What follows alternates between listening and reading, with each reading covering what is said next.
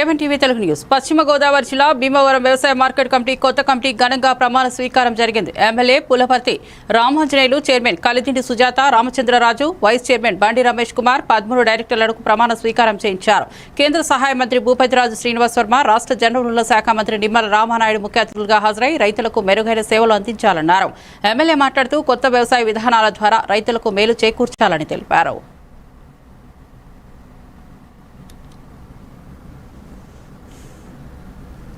ఉండాలనేటువంటి ఒక ఆలోచనతో ఏదైతే ప్రభుత్వాలు ఇది రాష్ట్ర ప్రభుత్వాలు ఏర్పాటు చేసినటువంటి వ్యవస్థ అగ్రికల్చరల్ మార్కెటింగ్ కమిటీ అని,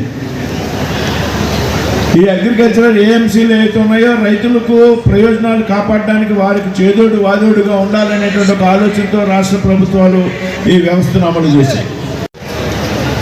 ఏదైతే రైతు పండించినటువంటి పంట ఉన్నదో ఆ పంటకి గిట్టుబాటు ధర రావాలి, రైతుకి 10 రూపాయలు అదనంగా రావాలి. ఆ విధంగా రైతులకు ఉపయోగపడడం కోసం అమలు చేసేటువంటి వ్యవస్థ ఏఎంసీ వ్యవస్థ. రైతుల నుండి, మధ్యవర్తుల నుండి, దళారుల నుండి కాపాడడానికి ఏర్పాటు చేసినటువంటి వ్యవస్థ ఏఎంసీ వ్యవస్థ. ఇది ఒక బాధ్యత. అనుక్షణం రైతులు ఏఎంసీ చైర్మన్గా ప్రమాణ స్వీకారం చేయడం. ఎందుకంటే ఎక్కడైతే మహిళలు గౌరవించబడతారో అక్కడ దేవతలు సంచరిస్తారనేటువంటి ఒక నమ్మకం, విశ్వాసం ఉన్నటువంటి పార్టీలు తెలుగుదేశం, జనసేన, బీజేపీ. ఎందుకంటే ఈరోజు ఈ సమాజంలో సగం మహిళలు, జనాభాలో సగం మహిళలు.